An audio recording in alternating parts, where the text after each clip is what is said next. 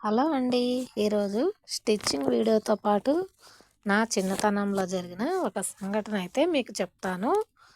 ఇది సంతోషకరమైన విషయం అయితే కాదు. చాలా బాధాకరమైన విషయము. ఒక్క మాటలో చెప్పాలి అంటే ఒక మహిళ చేసిన సాహసం అని చెప్పాలి.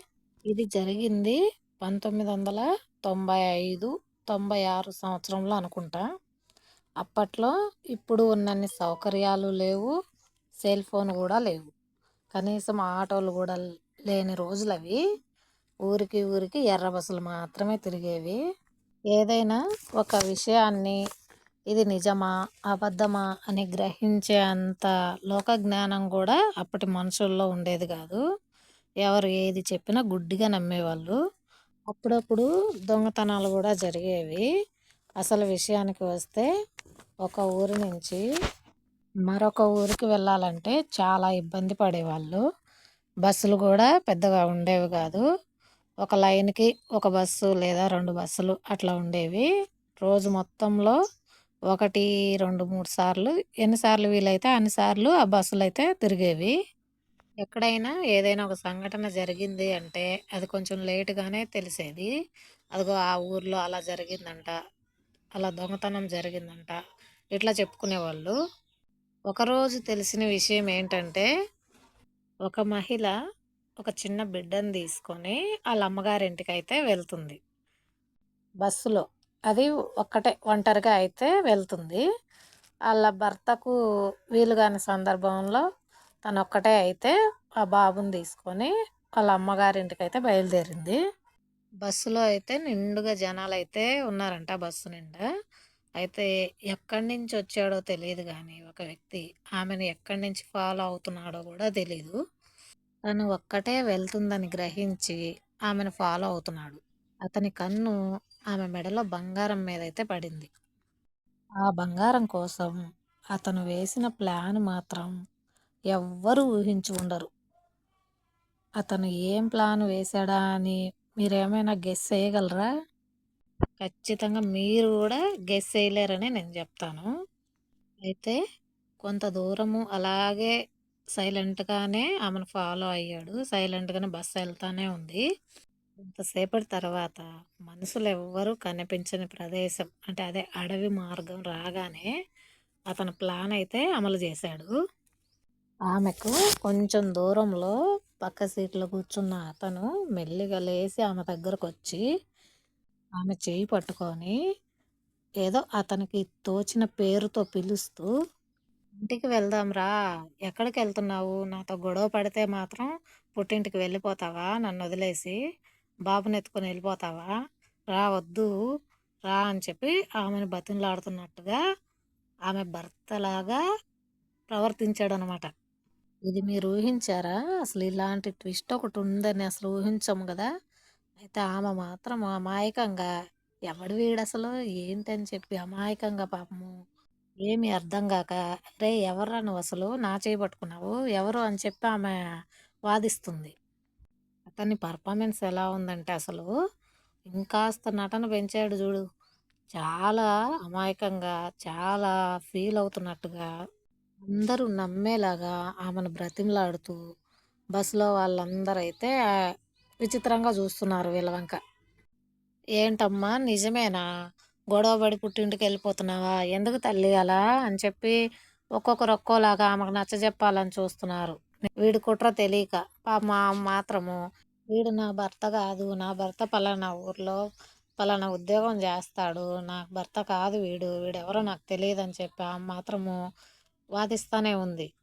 వాడు మాత్రము నా మీద ఎంత కోపముంటే మటుకు నన్ను నీ భర్తే కాదంటావా అని చెప్పి ఏడవటం మొదలెట్టాడంట. ఏడ్చినట్టుగా నటిస్తున్నాడు.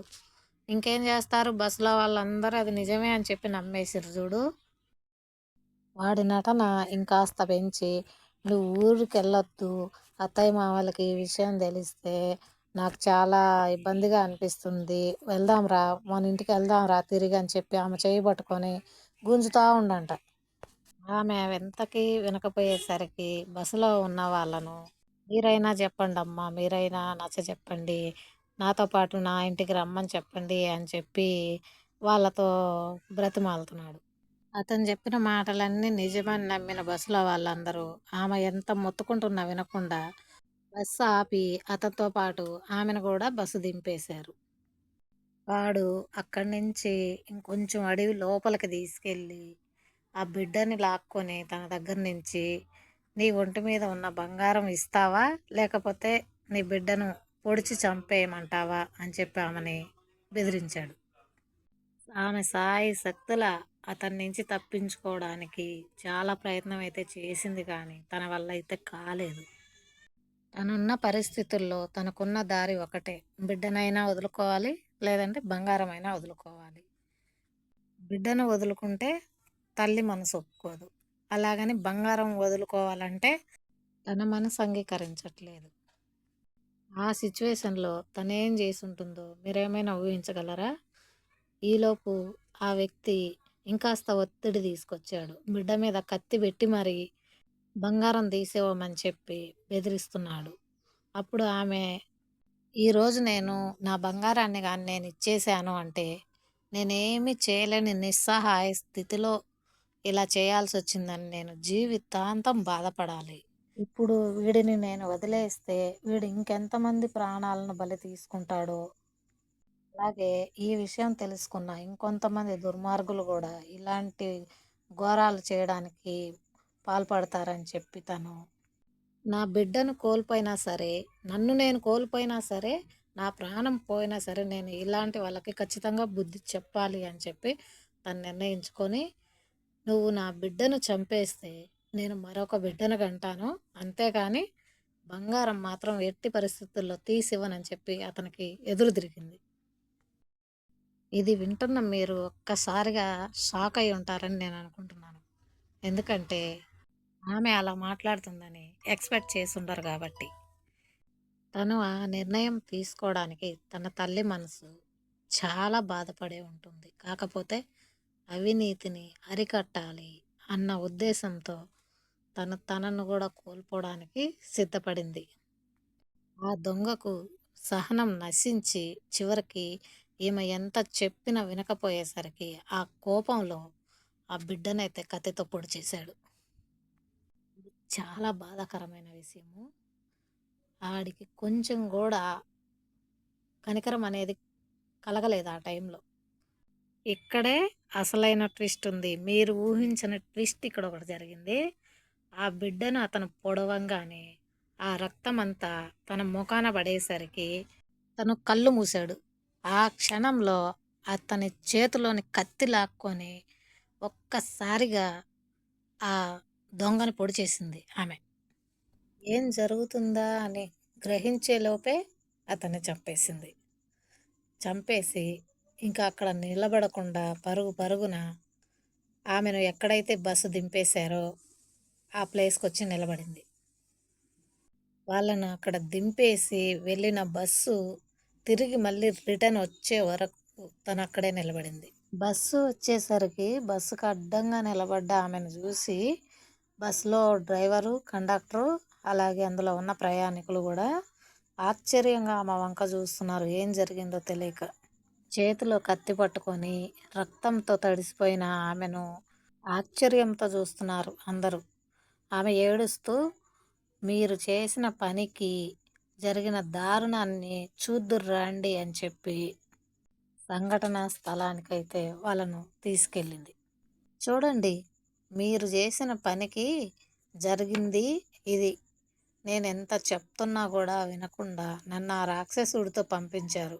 వాడు నా బంగారం కోసము నా భర్త అని మిమ్మల్ని నమ్మించి నన్ను తీసుకొచ్చి అని అక్కడ జరిగిన విషయాన్ని మొత్తం వివరించి ఆమె బోరున ఏడుస్తుంటే ఏమీ చేయలేని నిస్సహాయ స్థితిలో ఆమెను ఎలా ఓదార్చాలో తెలియక అలాగే నిలబడిపోయారు అందరూ.